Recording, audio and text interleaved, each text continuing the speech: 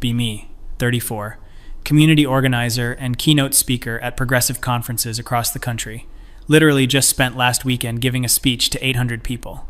Standing ovation, women crying. Felt like I was changing the world. This is my calling. This is my purpose. Helping women unlearn the patriarchal conditioning that's been forced on us since birth. My focus is relationship structures, consent frameworks, bodily autonomy, not a blogger or podcaster or whatever. I do real work. Get paid decent money for it too, though Dominic contributes most of our household income. Dominic is my husband of 7 years, together for 9. He's fine, supportive, does his thing in finance while I do mine. We have Olivia. She just turned 5 last month. Threw her this big birthday party, unicorn theme, invited all her little friends. Dominic planned most of it honestly. He's good at that stuff. I was busy preparing for a conference in Portland. Anyway, everything was going normally, until 3 months ago. Dominic suddenly says he wants a divorce. Completely out of nowhere, blindsided me. I'm standing in our kitchen and he just drops this bomb. Says he's been unhappy for years, feels like we're not compatible, needs something different, doesn't elaborate much beyond that. I'm thinking, are you fucking serious right now? I'm out here doing important work, and you're having some midlife crisis. But fine, whatever. If he needs to go on some journey of self-discovery, I'm not going to beg. I'm a strong, independent woman. I literally teach other women how to advocate for themselves. Filed the paperwork, got lawyers involved, decided to keep things civil for Olivia's sake. I told him I'd make this easy. We'd do 50-50 custody, split assets fairly. Thought this would be over in a few months. Then his lawyer requests a paternity test. I'm sitting in my lawyer's office when she tells me. Feels like the floor drops out from under me. My lawyer, Patricia, she's this sharp woman in her 50s, looks at me over her glasses. It's standard in some divorces, she says, especially when significant child support is involved. But I know Dominic. He's never been suspicious, never questioned anything about Olivia. This has to be coming from his lawyer, not him. Some scorched earth legal strategy. I text my best friend Simone immediately after leaving Patricia's office. Tell her about the paternity test request. She's appropriately outraged on my behalf. That's so fucking controlling, she writes back. He's trying to assert ownership over you and Olivia. Exactly. This is exactly the kind of patriarchal bullshit I speak about. A man feeling entitled to police a woman's body, even retroactively. But here's the thing. There's this tiny detail I've never told anyone. Not Simone, not my sister, certainly not Dominic. The timeline with Olivia is complicated. Back when I got pregnant, Dominic and I had been together about 4 years. Things were good mostly, but I was feeling restless. I'd reconnected with James, my ex from college, on social media, just friendly at first, catching up, remembering old times. James had been my first serious relationship. We dated for 3 years, broke up after graduation when he moved to Chicago for work. Always wondered what if, you know. That's normal. Everyone has those thoughts. Anyway, James and I started texting more frequently. Then he mentioned he'd be in town for a conference. We met for coffee, then drinks. Then we went back to his hotel. It happened once, maybe twice. Okay, it was actually a few times over, about 2 months. He kept coming to town for work, and we kept meeting up. It felt electric, exciting, like being young again. Dominic and I had fallen into this comfortable routine that felt more like roommates. With James, I felt seen, desired, alive. But I knew it wasn't sustainable. I was building a life with Dominic. We were talking about marriage. James was still in Chicago, not looking to relocate. So I ended things with James, told him it had to stop. He understood. We both knew it was just scratching an old itch. Then 2 weeks later, I found out I was pregnant. I did the math in my head, approximately 1,000 times, and it could have been Dominic's. We were still having sex regularly, even if it felt mechanical. It could have also been James's. Genuinely 50-50 odds, maybe. I decided it was Dominic's. I chose to believe that. It felt true in my gut. And even if there was doubt, what good would it do to say something? Dominic was thrilled when I told him. Proposed 2 weeks later with his grandmother's ring. We got married 4 months before Olivia was born. Beautiful ceremony in his parents' backyard. Very traditional. His family is old money, very conventional. They loved me, though. I was the educated, accomplished woman their son was building a life with. When Olivia was born, she had Dominic's eyes. Or at least I told myself she did. She had dark hair like both Dominic and James. Fair skin like all three of us. There was nothing definitively pointing either direction. Dominic never questioned it, never even seemed to wonder. He was besotted with her from the moment she arrived. Up at night with bottles, changing diapers, singing to her. Honestly better at the infant stage than I was. I was recovering from a traumatic birth and trying to get back to my work. Took only 8 weeks of maternity leave before I was back at events. And had to. My career was hitting its stride. The years passed, and I just never thought about it. Olivia was ours. That was all that mattered. The biological details seemed increasingly irrelevant, and my work evolved too. I became more and more vocal about challenging traditional relationship structures, gave speeches about how monogamy is a patriarchal construct, wrote articles about how we need to reimagine commitment and fidelity. Honestly, a lot of my thinking crystallized because of my own experience. I had stepped outside my relationship and the world didn't end. I grew from it, learned about myself, brought that energy back into my partnership with Dominic. So really, everyone benefited. The relationship I had with Dominic after James was better than before. I was more confident, more sexually open, more myself. Dominic got the best version of me, and none of it would have happened if I'd stayed in that suffocating, monogamous mindset.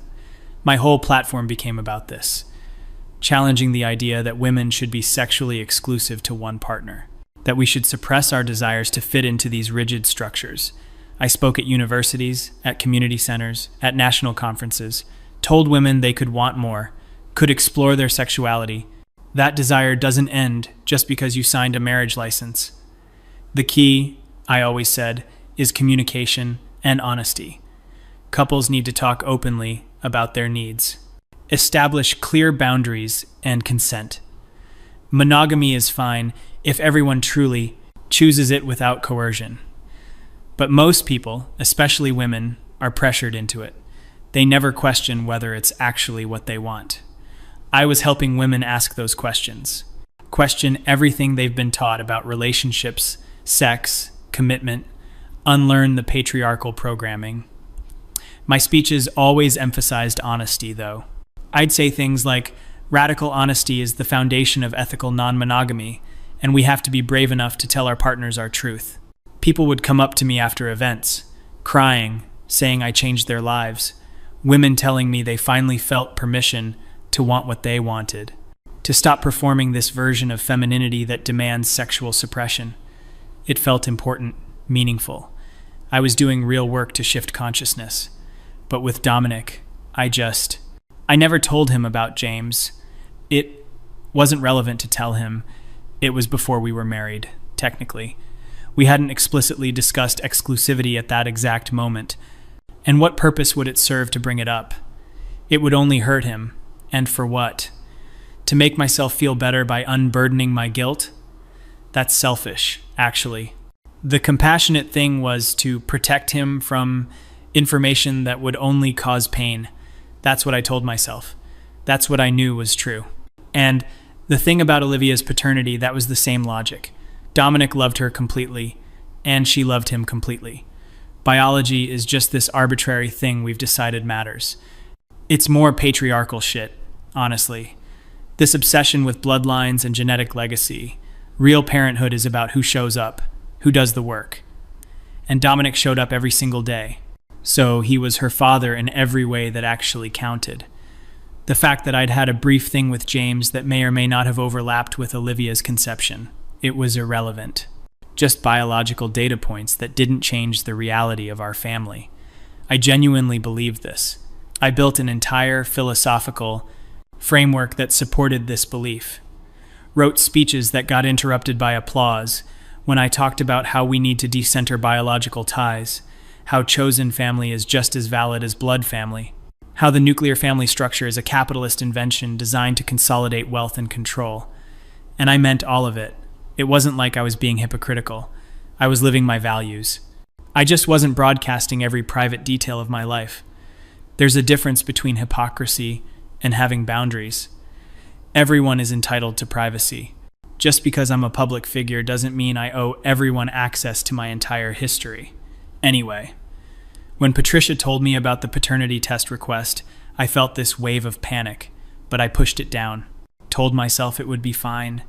Olivia was probably Dominic's anyway. I'd always believed she was, mostly, and if by some chance the test said otherwise, well, we'd deal with that if it happened. The court ordered the test. It wasn't optional. I had Olivia's DNA collected at a lab, felt sick the entire time. She was confused about why we were there. Mommy, why do they need my spit? I told her it was just a routine thing for the divorce. She's 5. She doesn't understand what divorce really means yet. Just knows that Daddy lives in a different house now. The waiting period for results was 2 weeks. Longest 2 weeks of my fucking life. I threw myself into work, had 3 speaking engagements scheduled, gave a keynote at a women's conference in Denver about sexual liberation, talked about how women need to stop apologizing for their desires, how we've been conditioned to make ourselves small, how radical self-honesty is the path to freedom. I've got another standing ovation, sold out of my merchandise table, flew home, feeling powerful and validated, then got the email from Patricia. Results were in, court date scheduled for the following week. I felt my stomach drop again, called Simone, needed to talk to someone, couldn't tell her. The truth, though, just said I was stressed about the divorce proceedings. She was supportive, told me Dominic was being vindictive, that this whole paternity test thing was a power play. I agreed. Let her villainize him. It felt easier than examining my own choices. The night before court, I couldn't sleep. Lay in bed running through scenarios. If the test confirmed Dominic as the father, everything would be fine. Divorce would proceed normally, I'd be vindicated. Dominic and his lawyer would look petty for even requesting the test. If the test said he wasn't the father, I couldn't even finish the thought. Told myself the odds were good. Dominic and I had been having regular sex when I got pregnant. It was probably his, probably. Got up at 5 a.m., couldn't stay in bed anymore, made coffee, reviewed my testimony for the other aspects of the custody hearing, put on my armor, black blazer, white shirt, minimal jewelry. I know how to present myself in professional spaces. I've testified before city councils, spoken to hostile audiences. I can handle a courtroom. Patricia met me outside the courthouse. She had this look on her face, sort of pinched. "Have you reviewed the results?" she asked. I shook my head. I wanted to hear them with everyone else, I said. Which was a lie. I was just too fucking terrified to look. She gave me this long look. "We should talk before we go in," she said. My heart was pounding. "I'd rather just get this over with," I told her. She didn't push it. We walked into the courtroom together. It's smaller than you'd think, not like on TV. Dominic was already there with his lawyer, Stephen, this guy in an expensive suit. Dominic looked tired, older than I remembered. We'd been avoiding each other during the separation. All communication through lawyers. Seeing him now, I felt this complicated rush of emotions. Anger, resentment, nostalgia, fear. He didn't look at me, kept his eyes on the table in front of him. The judge came in. We all stood. Formalities, case number, who's present. Then we got to it. Stephen, Dominic's lawyer, addressed the court, requested that the paternity test results be entered into evidence. The judge agreed, asked for the documents. Patricia got a copy, I got a copy, Dominic got a copy. I held the envelope in my hands. My fingers were shaking, couldn't open it for a moment. Looked up and saw Dominic had already opened his. Watched his face as he read. Saw the color drain from his skin. Saw his jaw clench. Saw his eyes close for a long moment. Then he looked at me for the first time. And the expression on his face. I've never seen someone look at me like that. Like I was a stranger. Like I was something horrible. I forced myself to look down at the paper. Tore open the envelope. Pulled out the document. There was a lot of text, technical language, but the relevant part was highlighted. Probability of paternity, 0%. Dominic is excluded as the biological father of the child. Words swam in front of my eyes. I read it again and again. I felt the blood rushing in my ears. This wasn't possible. I'd been so sure, or at least I'd convinced myself I was sure. The courtroom was silent. I looked up and everyone was staring at me. The judge, the lawyers, the court reporter, Dominic. Especially Dominic. I opened my mouth but nothing came out. Literally could not form words. My throat had closed up. The judge asked if I needed a moment. I nodded, unable to speak. She called a 15-minute recess. Patricia grabbed my arm, pulled me out into the hallway. "You knew," she said. "Not a question, an accusation." I shook my head frantically. Found my voice, barely. "I didn't know," I thought. "I thought he was the father." "Who's the biological father?" Patricia asked. Her voice was cold, professional. She was already calculating how this changed everything. Someone I was involved with briefly, before Dominic and I got married. "Does Dominic know about this person?" I shook my head. "Jesus Christ," Patricia muttered. She was angry, I could tell. I'd kept this from my own lawyer. Made her walk into court unprepared. "We need to figure out our strategy," she said. "Does the biological father know about the child?" "No," I whispered. "It was over before I even knew I was pregnant." "Where's he now?" "Chicago, I think. I haven't spoken to him in years." Patricia was typing notes into her phone. "This changes the entire custody arrangement," she said. "Dominic has no legal obligation to this child now. He's been her father for 5 years." I said, my voice rising. "He's raised her. He loves her. You can't just... He can just..." Patricia interrupted. "He's not biologically related and you weren't married when she was conceived. He has no legal responsibility unless he chooses to maintain it." I felt like I was going to throw up. And this couldn't be happening. Dominic wouldn't abandon Olivia. He couldn't. But he loved her. She was his daughter. Biology didn't matter. But I knew, even as I thought it, that I'd broken something fundamental. That the man in that courtroom who looked at me with such disgust, he wasn't the Dominic I knew anymore. I'd turned him into someone else. We went back into the courtroom. I sat down, still couldn't quite feel my body. Everything had this unreal quality. The judge asked if we were ready to proceed. Stevens stood up. He didn't grandstand, didn't get dramatic, just calmly laid out the situation. His client had been deceived about the paternity of the child for 5 years, had provided financial and emotional support under false pretenses, was requesting full termination of parental rights and responsibilities, no custody, no visitation, no child support. My lawyer objected, argued that Dominic had acted as the father for years, that Olivia knew him as her father, that it would be devastating to her to lose that relationship. Stephen countered that his client was the victim of fraud, that no one should be forced to maintain a relationship built on deception. I wanted to speak, to defend myself, but Patricia had told me not to say anything. Let her handle it. So I sat there, silent, as they debated my daughter's future. The judge asked me directly, did I know Dominic was not the biological father? I had to answer this under oath. I said I wasn't certain, that I'd hoped he was, that I'd believed he probably was. The judge asked if I'd been involved with anyone else during the relevant time frame. I said yes, briefly, before Dominic and I were married. She asked if I'd told Dominic about this. I said no. She asked why not. I said, God, what did I say? Something about not wanting to hurt him with information about the past, that it hadn't seemed relevant. The judge's expression was unreadable. She asked if I'd ever suspected Dominic might not be the father. I said I'd considered it was possible but believed he was. She asked if I'd ever considered getting a paternity test to be certain. I said no. She asked why not, and I had no good answer. Said something about not wanting to introduce doubt into our family.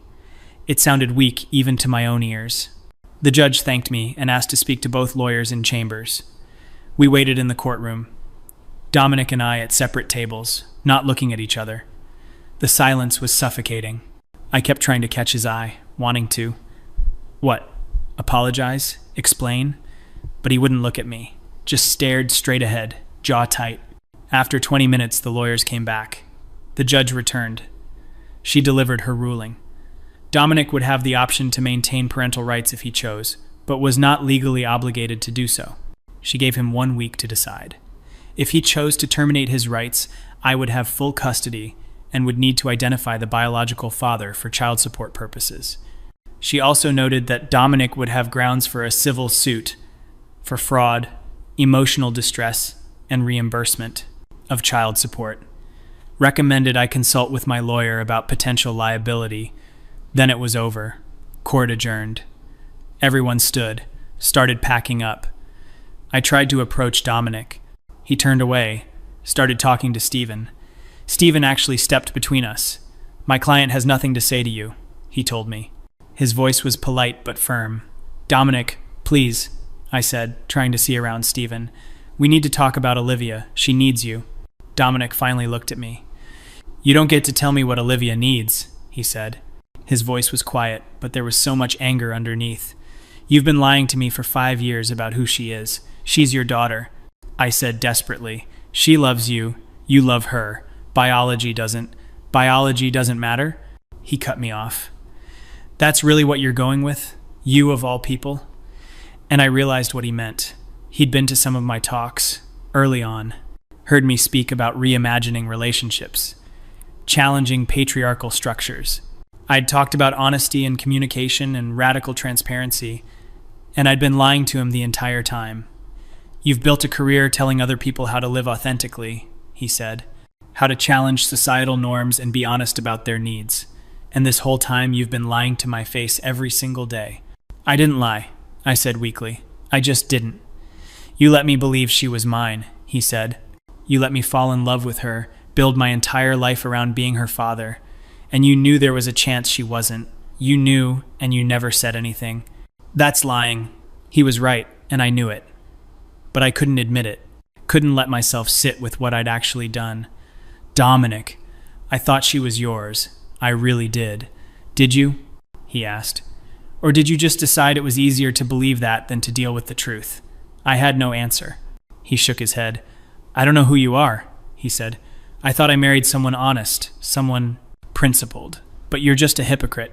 You tell everyone else to live authentically while you've been living a lie." Then he walked out. Stephen followed him. I stood there shaking. Patricia touched my arm. "We should go," she said gently. We went to her office. She laid out the reality of my situation. Dominic would almost certainly terminate his parental rights. I'd need to contact James, the biological father, pursue child support from him. Dominic would likely sue me for the costs of raising Olivia. Depending on how vindictive he wanted to be, I could be looking at significant damages. And there was another problem. My career. This would come out. The woman who speaks about honesty in relationships, who advocates for ethical non-monogamy and radical transparency, got pregnant with another man's child and hid it from her husband for 5 years. The irony was not going to be lost on anyone. Patricia was right. Within a week, someone had leaked the story to a feminist blog. Not the full details, but enough. Prominent relationship activist revealed to have misattributed child's paternity.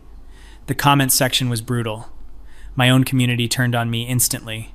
Women who'd supported my work calling me a fraud, saying I'd set the movement back, that I'd confirmed every stereotype about feminists being dishonest. I tried to do damage control, released a statement about how this was a private family matter, about how no one is perfect, and we all make mistakes. That my message about challenging patriarchal structures was still valid. Even if my personal life was complicated, it didn't matter.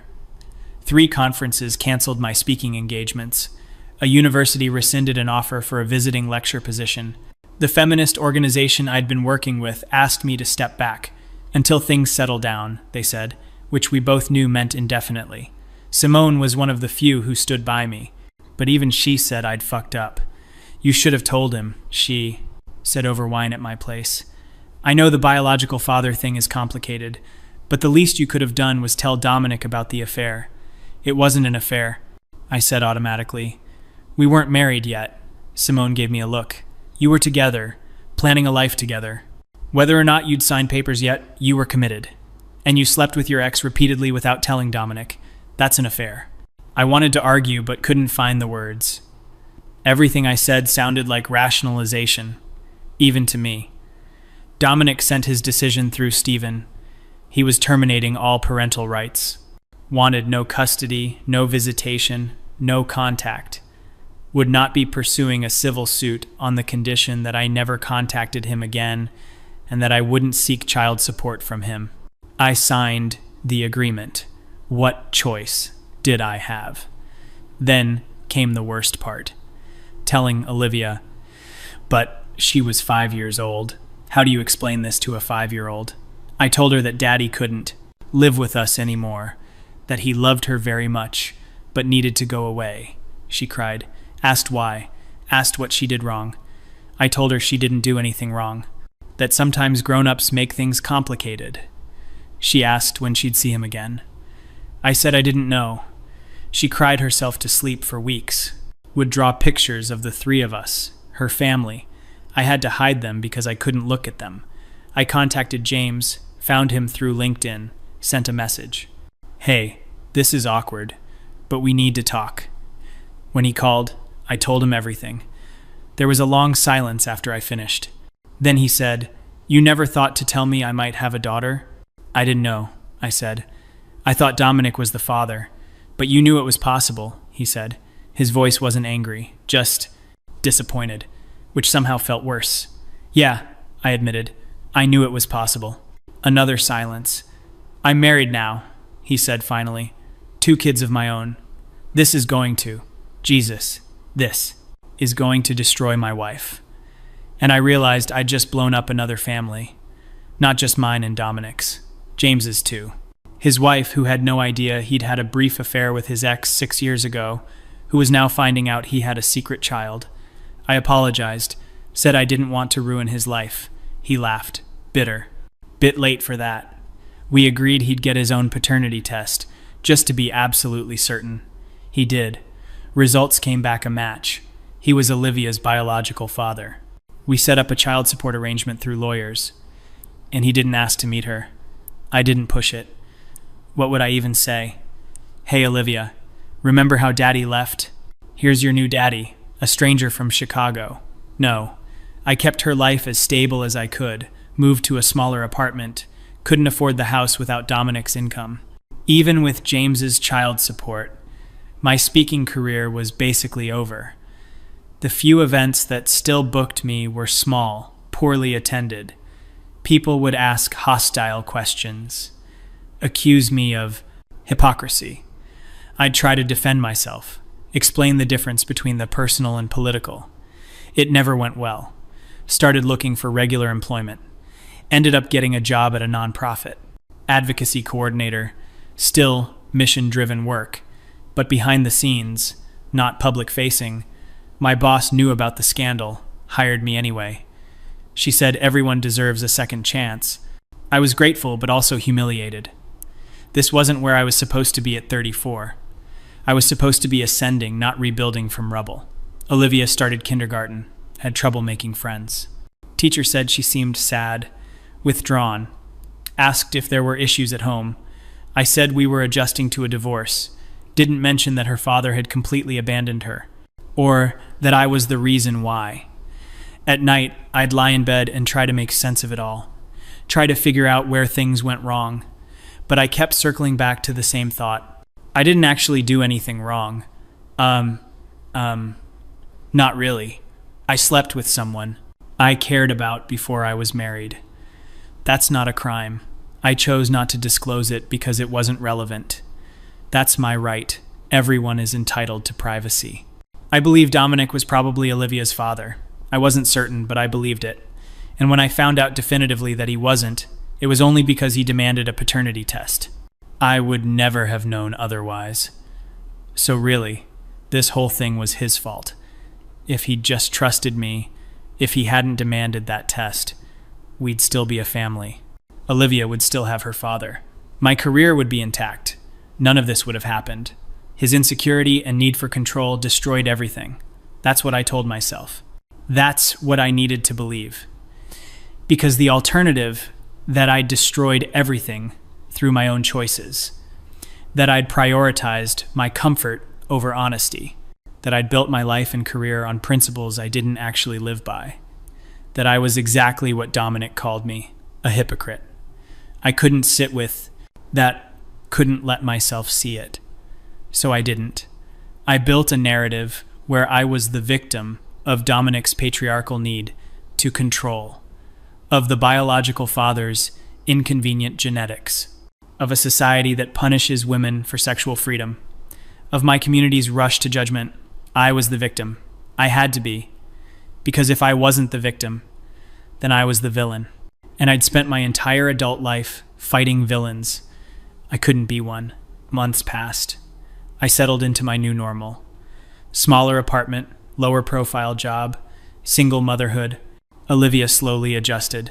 Stopped asking about Dominic as frequently. Started calling James my other dad, even though she'd never met him. I didn't correct her. What was the point? My sister came to visit.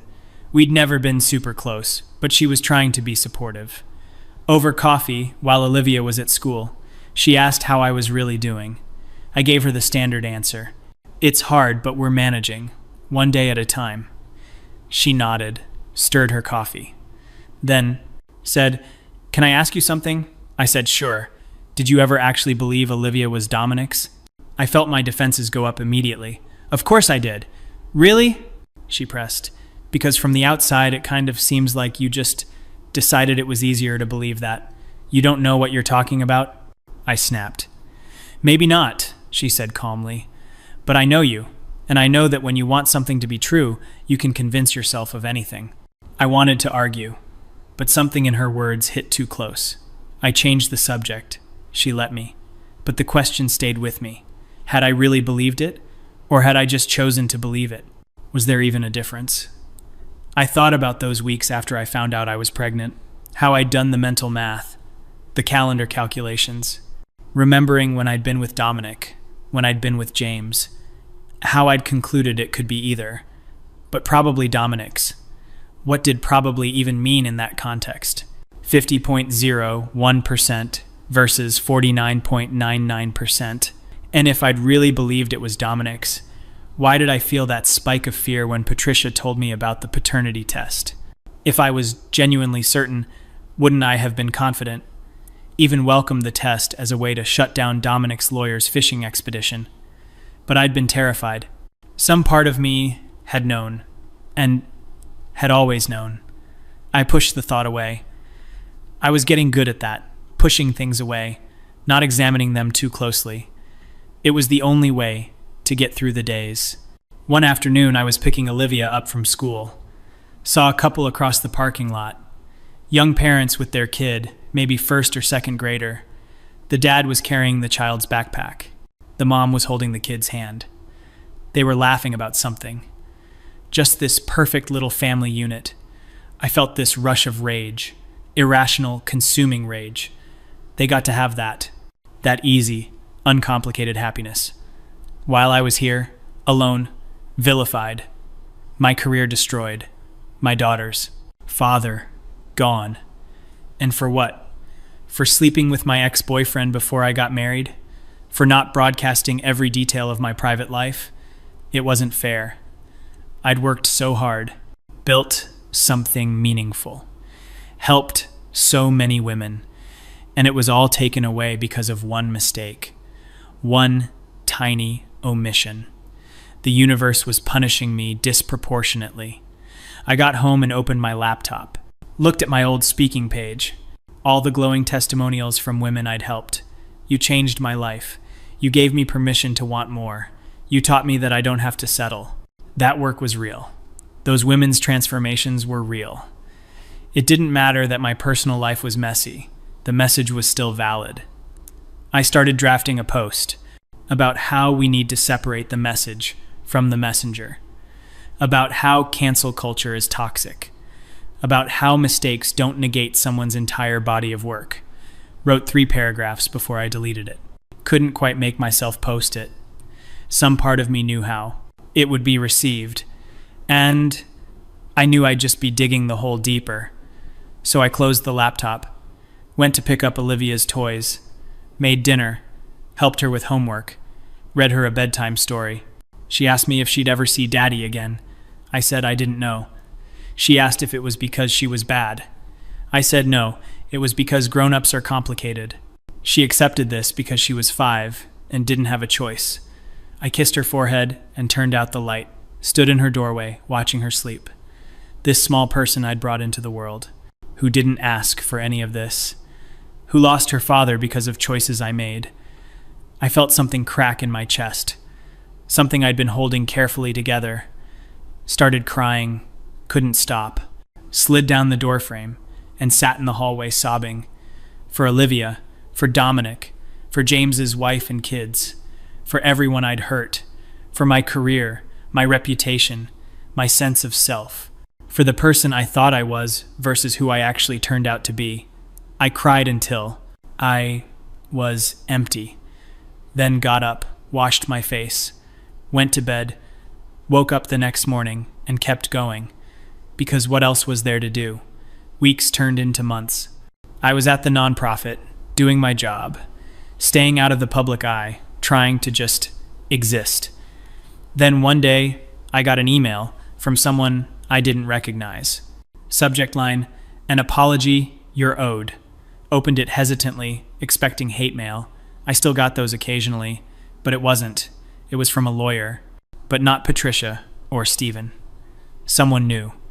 The email was formal, brief.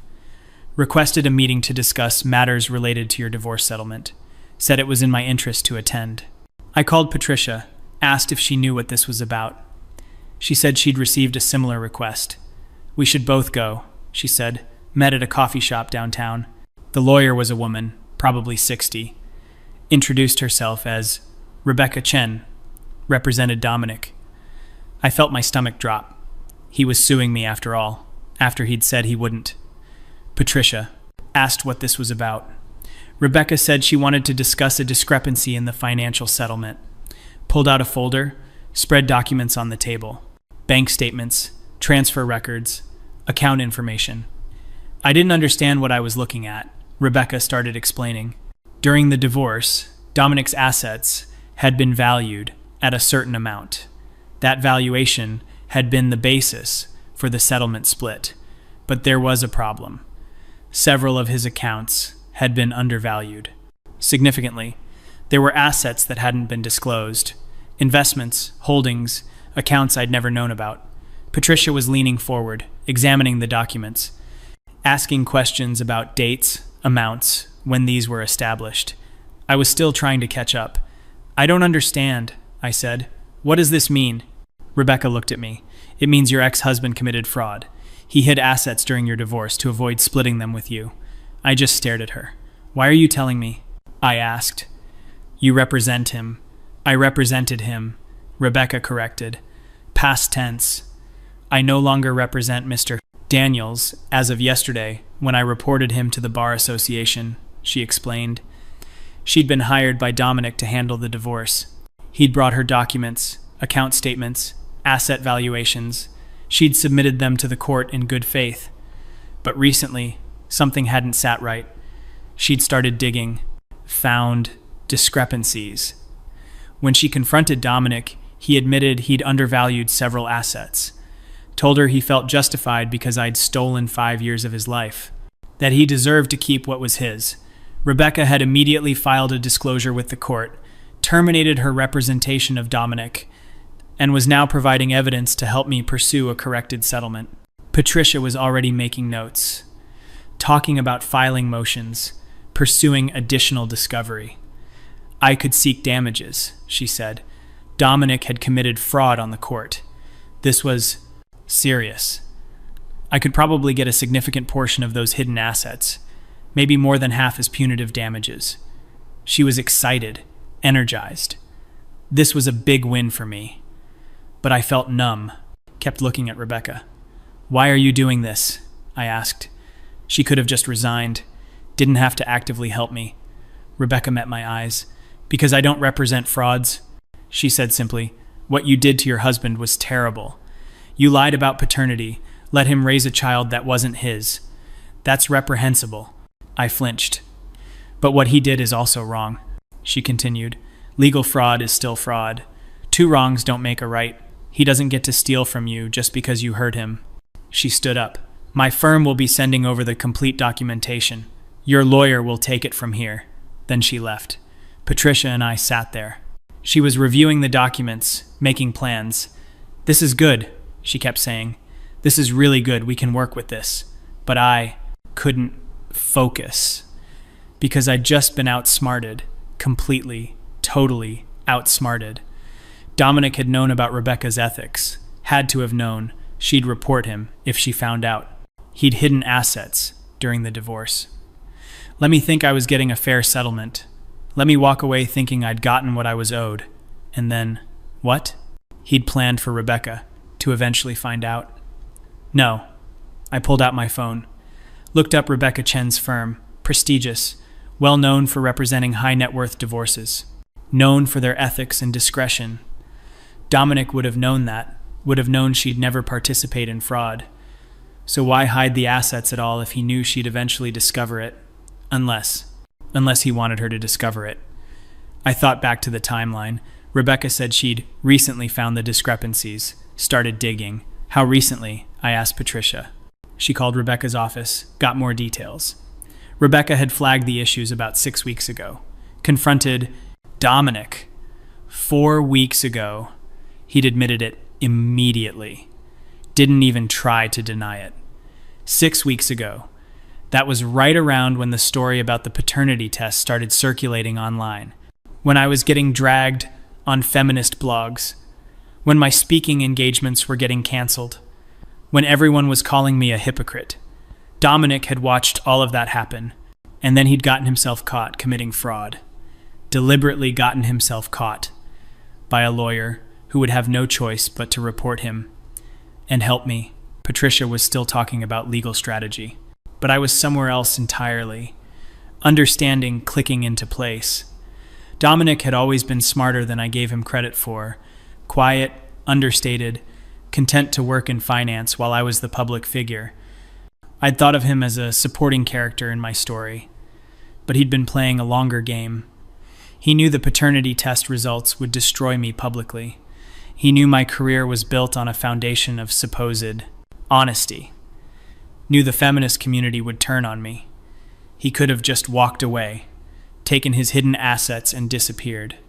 I would never have known, but that wasn't enough. He wanted me to have something. Wanted me to have this victory. Wanted me to be able to pursue him legally, drag him through the mud the way I'd been dragged, have something to point to and say, see, he was bad too. He'd given me a villain, given me someone to blame besides myself, given me a way to reclaim some kind of moral high ground. He wasn't perfect either. He committed fraud. It was a gift, a poisoned gift, but a gift nonetheless. And the genius of it, the absolute fucking genius, that was that I would take it. I would pursue those assets. It would tell everyone about what Dominic did, would use it to rehabilitate my image. Yes, I made mistakes, but look what he did. We were both flawed. Nobody's perfect in a divorce. I could already see the narrative forming. I could see myself using this to claw back some credibility. And Dominic knew I would. Knew me well enough to know I'd grab onto this lifeline, use it to avoid fully reckoning with what I'd done.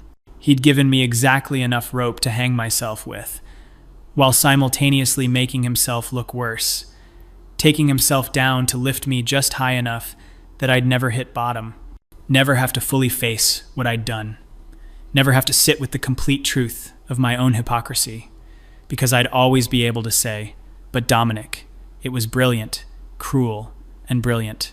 I sat there in the coffee shop, Patricia still talking about depositions and asset disclosure, and I understood. I'd been outsmarted, outmaneuvered, outthought by the man I'd dismissed as simple, trusting, conventional. The man whose worst trait I'd thought was being too traditional, too committed to patriarchal structures like monogamy and honesty. He'd known exactly what he was doing, had probably known from the moment the paternity results came back, had watched me scramble and suffer. And then, at the perfect moment, had given me exactly what I would want most: a way to avoid complete accountability, a distraction, an excuse, and I would take it. I was already taking it. Patricia was right. This was good for me. I could rebuild, not to where I was, but to something. I could tell people I was flawed, but so was he. Could create enough moral ambiguity that some people would forgive me. Come back to my events, listen to my talks. I wouldn't be the headliner anymore, but I could be on panels. Could contribute to anthologies. Could slowly rehabilitate my reputation. And all it would cost was the truth. The real, complete truth that I'd hidden from everyone, including myself. That I'd lied. Not by omission, but actively, deliberately lied. That I'd built my career on principles I didn't actually follow. That I'd hurt everyone around me in service of my own comfort. That I'd prioritized my image over my integrity. That I was exactly what Dominic called me, a hypocabite. I would never have to fully admit that now. Would always have Dominic's fraud to point to. We both made mistakes. Nobody's hands were clean. Divorce brings out the worst in everyone. Dominic had given me that out, knowing I'd take it. Knowing that in taking it, I'd prove everything he'd learned about me was true. That I'd choose the comfortable lie over the hard truth. Every single time. I looked at Patricia. She was waiting for my response, asking if I wanted to move forward with the corrected settlement, to pursue the hidden assets. I opened my mouth. Knew what I was going to say. Knew what I'd always been going to say. Yes, I told her. Let's do it. And somewhere, probably in his apartment across town, Dominic was smiling, because he'd known. He'd always known. Known me better than I knew myself. And he'd been right.